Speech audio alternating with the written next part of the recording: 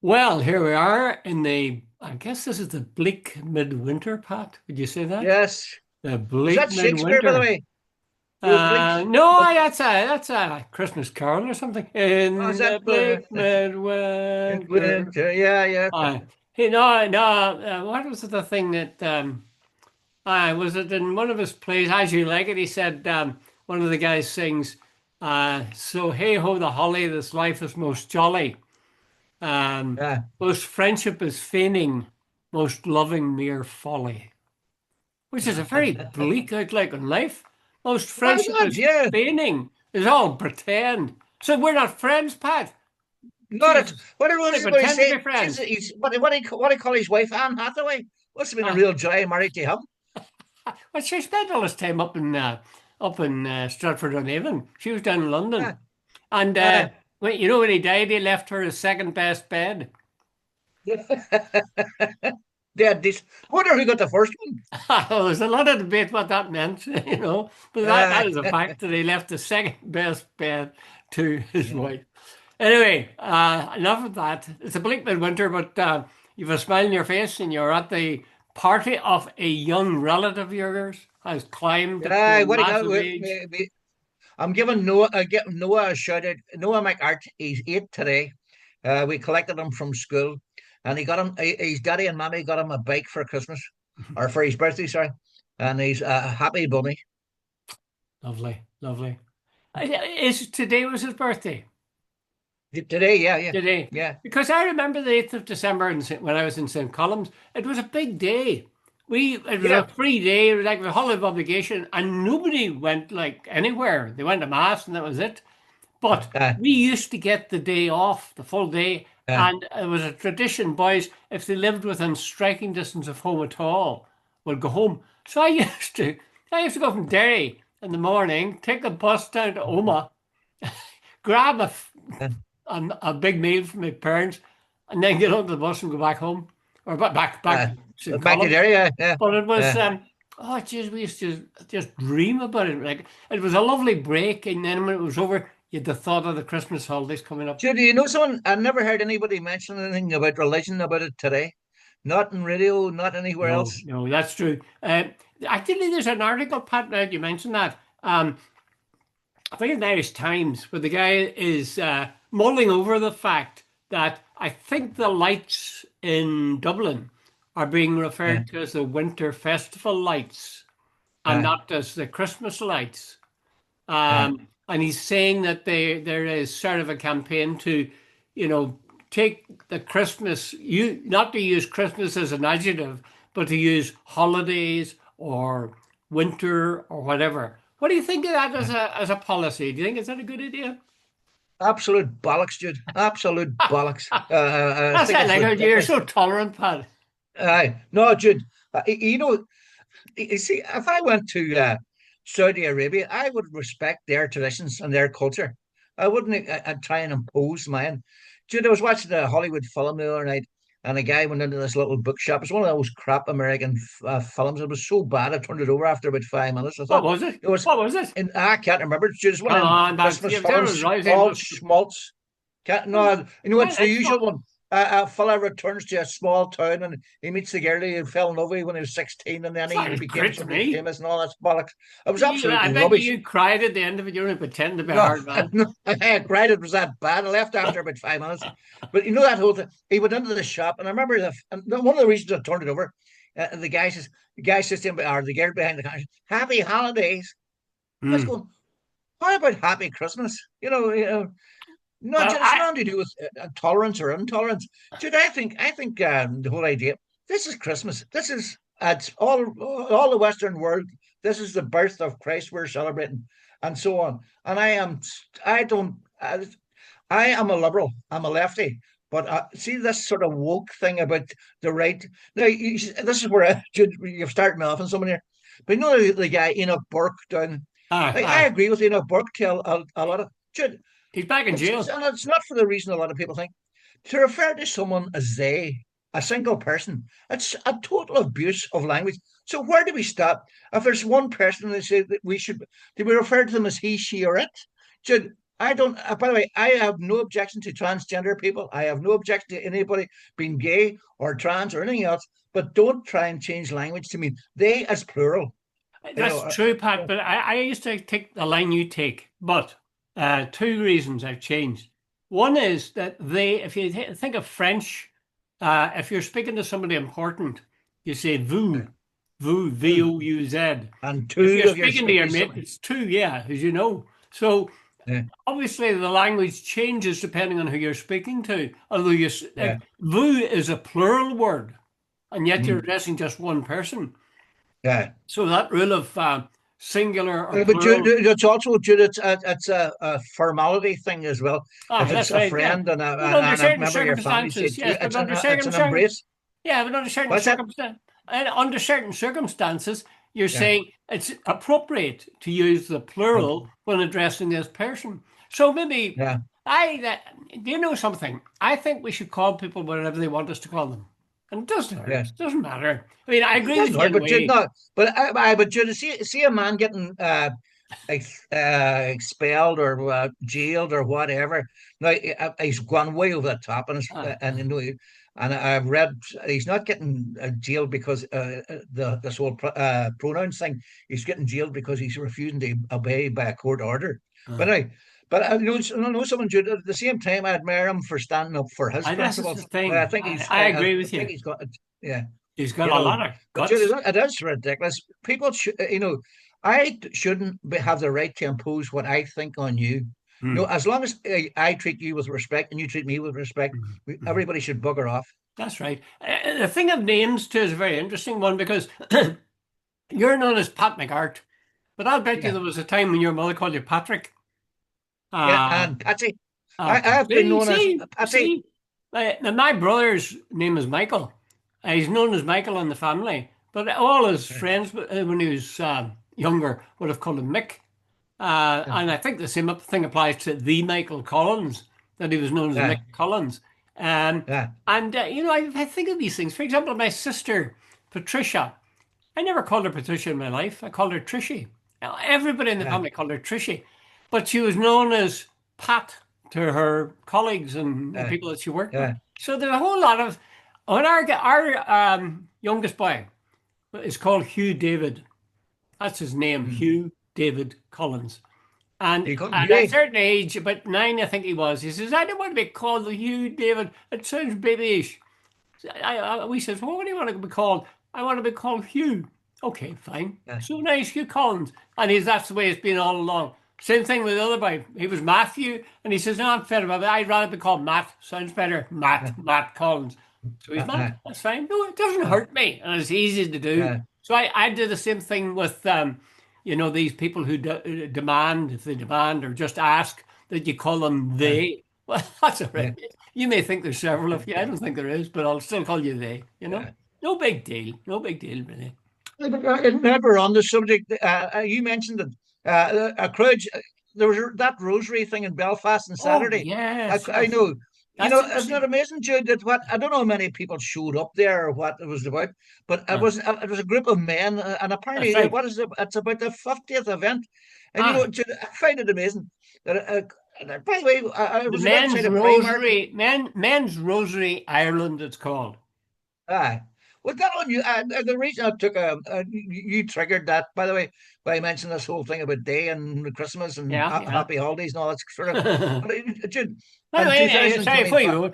In Canada, we always had to say to the students, right, happy holiday, because half the bloody students were Jewish. yeah, And that was the way they did it.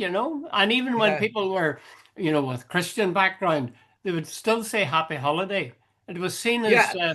There, Jude, I inclusive. agree with half agree with the tolerance thing, but I remember there was a woman, I can't remember her name. She was the Prime Minister of Australia, Yeah. and which I don't know whether she actually said it, but she was given the credit for saying it. And she was addressing a group of, I think, sort of Muslim people. She said, "Look, contrary to what's out there, you're more than welcome to come here. We love to have you. We want you to come here and all the rest." But she says, "Here's the thing: if you don't like it the way it is here, you're also free to leave." She says, "Basically, what we're asking is you." respect our culture and we will respect you. I thought it was fair enough. Yes, I think that's fair enough too. What did she say anything about how the people should dress? Say the immigrants if they were Muslims? No, I don't think she did. In fairness to her. Because I got a taxi one time. I had to do a thing in the BBC in Bristol, and I remember flying to the airport, and I got a taxi from the airport to BBC, and I got into conversation with the driver of the taxi, and he said, "Oh, there's a lot of immigrants here." Oh, well, I could tell he didn't approve.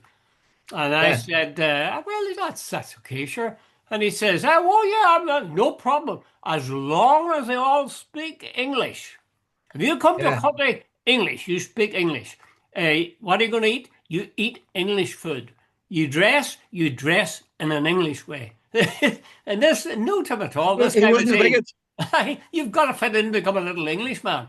So there's Uh, no tolerance whatsoever to this guy. And I think a lot no, of I people are think like in that. fairness to her, what she was saying is, if you come here, Mm. you like we're here and we have been here a long time. Well, in Australia, that's a moot point. But Mm. anyway, she said basically, you live by our rules. Don't expect us to change to suit you. But Ah. if you sort of dovetail in with us, you do whatever you want. I think that's a very reasonable attitude. Jeez, I mean, what Yeah, more we want? Come back to this thing about the rosary. yeah, I'll tell you my view on this. It's the men's rosary. It took place in central Belfast, and yeah, crowds gathered, it says, to take part in this all men's rosary in the city centre yeah. Saturday afternoon. And the event was organised by Men's Rosary Ireland at Castle Junction in front of Primark. Organisers said it marked the 50th event held in Northern Ireland since the movement began. Now, I have to say this. I think that's, and I better pick my words carefully here, wrong-headed. Wrong-headed. I think it's, Why? well, first of all men. I mean, that goes Yeah, back to the days when when you entered the chapel and the men knelt on one side and the other side the women. What rubbish. mm, What bloody rubbish. Second thing is, I think it says somewhere in the Bible, if you're going to pray to your father, don't go to the temple and go to the front and, wave your arms and say, look at me, I'm awful holy. Go to your room and worship God there. And don't flaunt your goodness or your faithfulness to your faith in front of all your peers so you'll get honor from them. I feel yeah. something of that with this. Now, I don't think these people are doing it for that reason, but in a way, that's what's the impression it leaves. Look at us. We're praying. We're good Catholics. And anybody who doesn't like it can take a run and jump to themselves. Um, I just think it's a wee bit sort of And uh, that where that silly. term Silly, at least silly. virtue signaling comes into. Aye, I used to meet a exactly. group. But is this not a I case, Patrick? You would not take the same line with this, though. Here's these people. I should tell you the truth. It was you said it, and so I hadn't come across it before. Like they said, this is the 50th event they've held. I used to meet a group of men. As I've mentioned to you on numerous occasions, I live quite close to what's called a sort of nature walk. It's about 5 miles. It's called Inch Level. But I used to meet a group of men walking with rosary beads in their hands, maybe a group of 4 or 5 of them, some years back. Now, I Oh, don't know if they still do it. And there seemed to be a Curcio or I don't know what they were. But anyway, they used to meet them praying. And I always thought it was a wee bit odd, but everybody's entitled to their own thing. well, yes, this thing, I'm sort of torn that way. Yes, people are certainly entitled to pray the rosary if they want to, although I personally don't find the rosary works. As a person who does No, occasionally pray, it seems to me, it's a long story, but what the rosary consists of, for those people totally ignorant of it, is essentially an Our Father, 10 Hail Marys, and the glory be to the Father.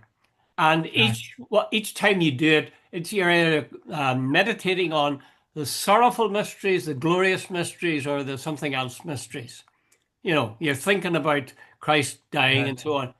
But that seems to me ask people to do two things. You know, pray this prayer to Our Lady, at the same time be thinking about Christ's Passion. Uh, no, it too doesn't happen, hard, Jude. In too fact, most hard. people get most most people repeat the Hail Marys by rote, and they don't Oh, even yeah, think of the yeah. word Ah, that's right. or When the we were words. kids, my father would say, it's time to go to bed. We say the rosary. And you had to kneel Uh, down in the kitchen and on the tiled floor.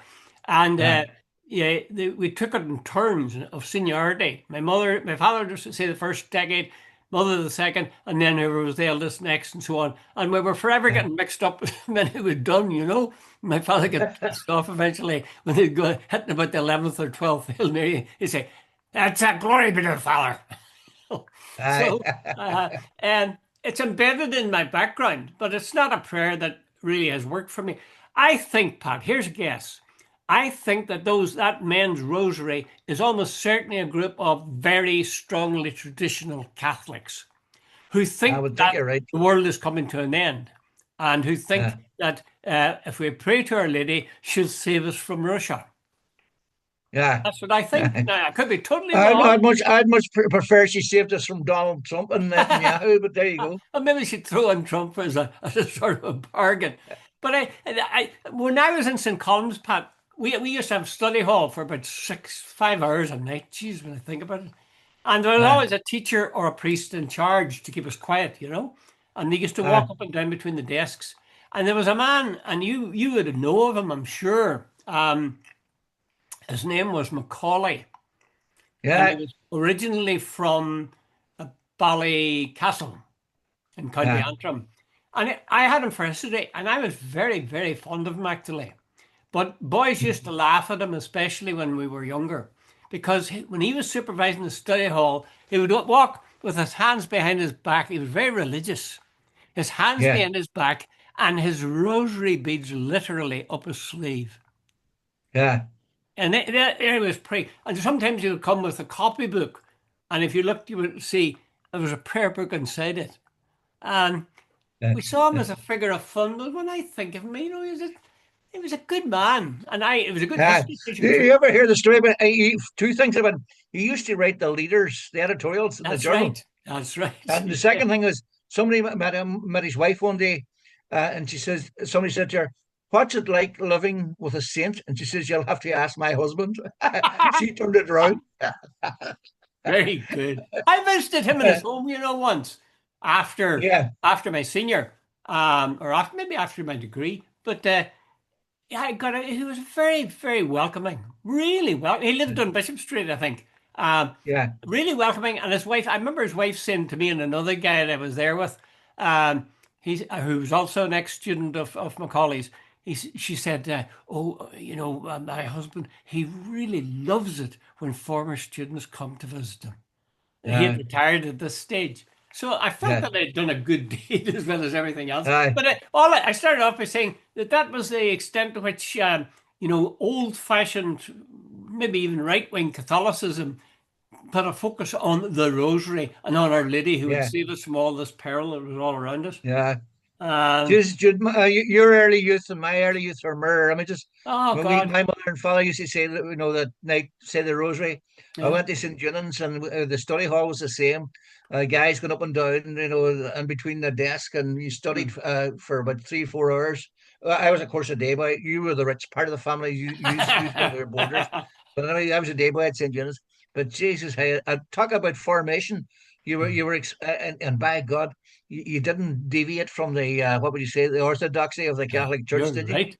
But it wasn't just that Catholic Church. I remember, this isn't a just political discussion at all, but anyway, um, Yeah. I remember being in the study hall during the day.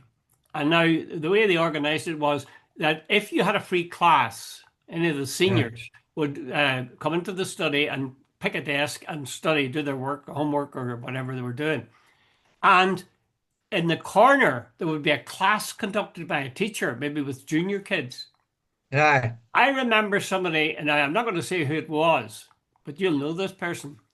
And he was caught talking. He was a Mm. senior, and he was this priest who was in charge of the class, who was teaching the class, Yeah. spotted him talking and went up to him. And he had this Mm. habit of saying, this priest, he was a strange guy, you know. He would say, "Hold up your face for a bash." Uh, And boys, you'd have to stand there, put your hands in your pockets and hold up your face for a bash. And he uh, did this to this guy who was a day boy. And as I say, you would know him. And mm. something remarkable happened. The day boy said, "No." Mm. And Jesus, there was consternation. You could hear the ripple going around the study hall. Yeah. He says, Yeah. "What did you say?" And he says, no, I won't put my pockets in my hand. I won't hold up my face for bash. Ah, your man went furious, stormed out and brought down the president. And this particular day boy was taken off. And I don't know what happened. I suspect not very much. But I was Yeah. amazed at his courage Yeah. to just take a stand and say, listen, this is fucking inhuman. You know, Yeah. prepare yourself. Make it easy for me to hit you across the face. It was As appalling. hard as I can. Yeah. Yeah. Aye. And he was a big brute of a guy. Like, he was well over 6 foot. Yeah. Appalling. So I salute that person that did that, and I'll tell you later on who it was. Okay. Yeah. Okay. Let's get on to the Eurovision Song Contest, Pat. I suppose you're Yes. disappointed. Seriously I mean, disappointed. my heart absolutely breaks, dude. You Hmm. know something? I think Germany led the charge to stop, any sort of revolt about it, and the Belgians, I think, have chickened out as well. But Jude, I am immensely proud of Luxembourg. I was Ireland, Slovenia, Spain. I can't remember the other one. Aye. Jude, I think it's a very least. Jude, you know something? I find it amazing.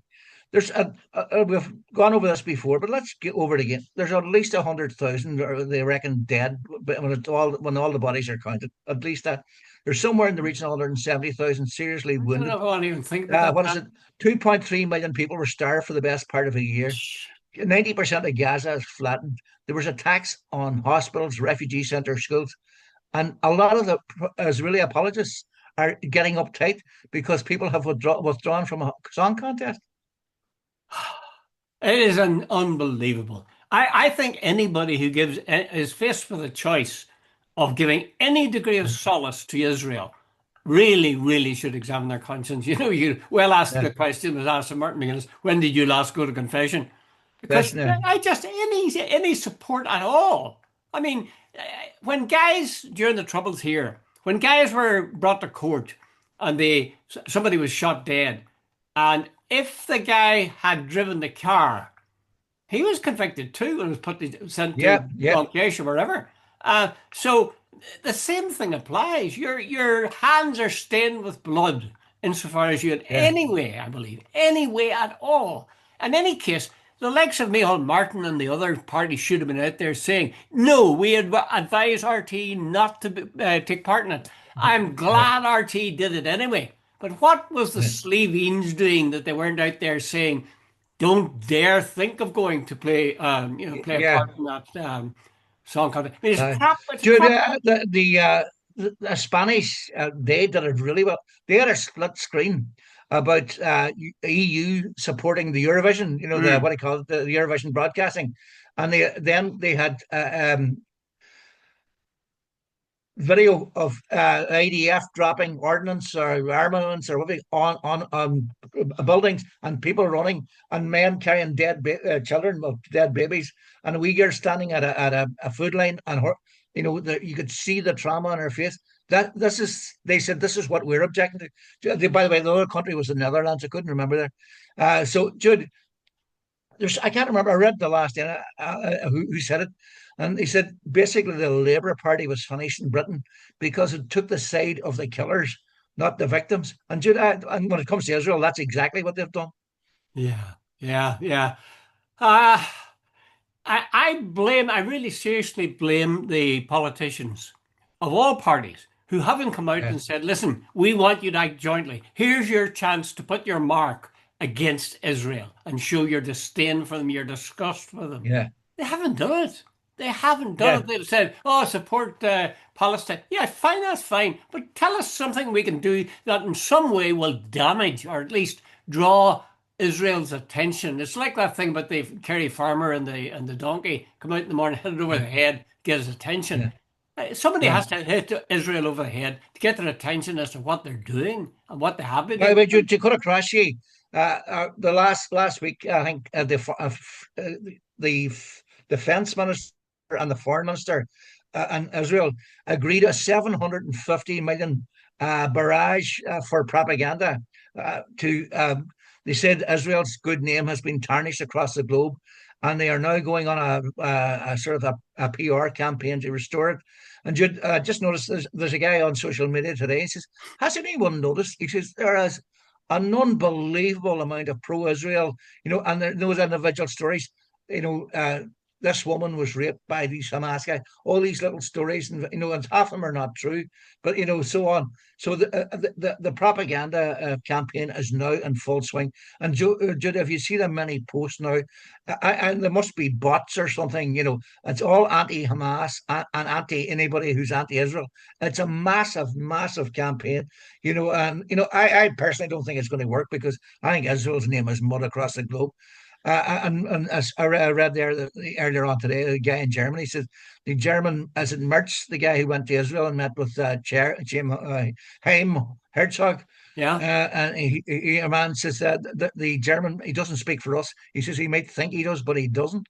Mm. Well, do you see the way they got their knickers in a twist in Dublin when there was that question of change? We talked about this, about changing Yeah, this name of this Hertzog Park. I mean, when I look at it, I would say, well, maybe you're blaming the sins of the father on the son, or maybe the sins of the son on the father. But anyway, anything connected with Israel, as far as I'm concerned, should be, in no way honoured. And if that means changing the yeah, name of the place, change it. Big deal. It's not exactly the yeah. same thing as dropping a bomb on them, which is what most of Uh, the By Palestinians the are. way, the BBC Jude have lost all moral authority. A BBC spokesman said, "We agree with the decision of the EU," and all that sort of stuff. So uh, he said, "We support the collective membership of the EU and all of the Eurovisions and all that." Jude, remember that once at one stage the BBC used to stand for something. Uh, Didn't always agree with it, but you could mm. always say at least they stood. There's no such thing as independent. The BBC now, whatever the government of the day wants, the BBC gets. They get it from the BBC. And yet, a lot of people think that they in England would think the BBC's left. Jude, I genuinely believe that that is as a deliberate campaign by the Daily Mail, the Daily Telegraph, the Conservative Party, and Murdoch, and all those people to make people believe. Hey, Jude, Gary Lineker was made out to be a rabid leftist. When me and you were growing up, he would have been considered middle of the road, Oh, very totally middle fair of enough. the road, And yeah. unless you're sort of like hang them and flog them, Tory now in England, you're considered a leftist. And sure, look, imagine Donald Trump.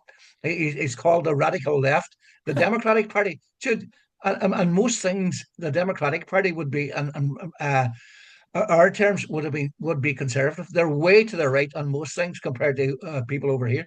I think sometimes if the establishment in the South, the government of the South, the political parties, certainly the government, as Fine Gael and Fianna Fáil, have sweated over the notion that they might in some way upset Israel. Uh, Yeah, I think that's totally shameless. It really is. They have no sense.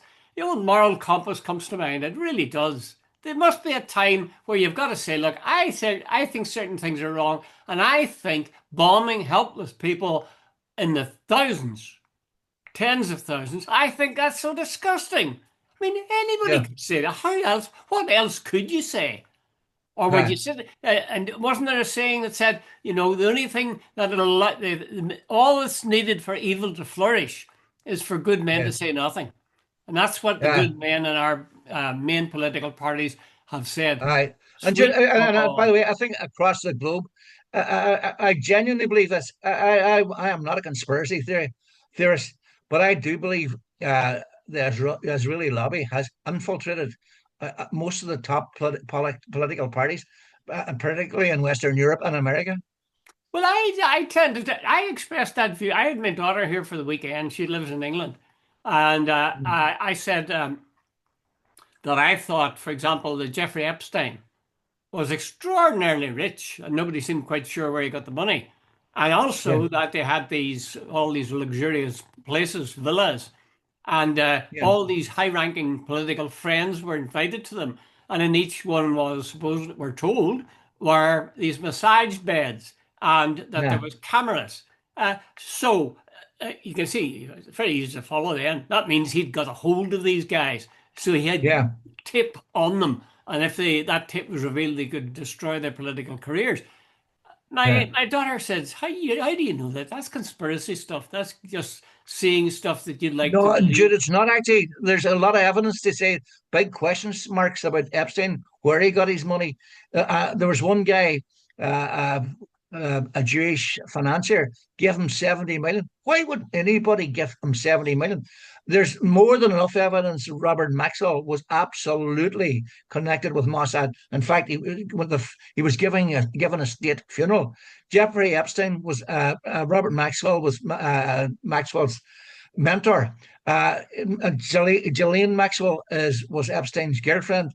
And if you, there's all sorts of tentacles going on there. You follow them, and they all lead to Mossad. They definitely lead to Mossad. Yeah, I actually think that's probably true. And the other thing, well, the one thing my daughter agreed with me that you didn't have to be a conspiracy theorist to believe that Jeffrey Epstein did not commit suicide. Suicide. No, Jude, there's 2 minutes. Isn't it the most convenient thing? There's 2 minutes missing from the tape. The two guys who were supposed to be keeping an eye on him, but both fell asleep at the one time. There's 2 minutes missing from it, and all the rest. And this guy had enough information to take out possibly half of the American, top elite, Yeah, or yeah, top elite. That's tautology. that's But right. anyway, the Sometimes, elite in America. And yeah. look, Jude, as well, there was obviously a strategy. He befriended Bill Clinton. He befriended Trump. Befriended Prince Andrew. Who's this guy? What's the whole?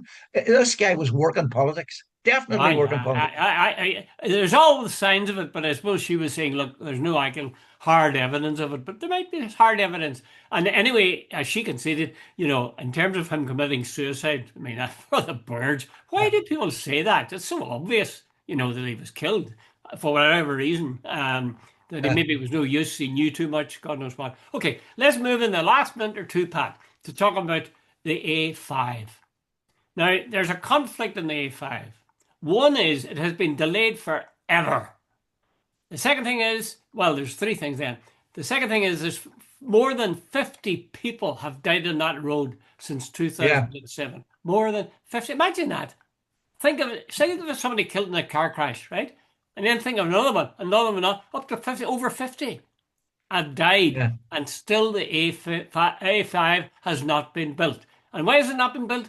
For a whole lot of reasons, but at present it's because a bunch of people said, landowners, farmers, residents, they said they didn't want this disturbance, essentially.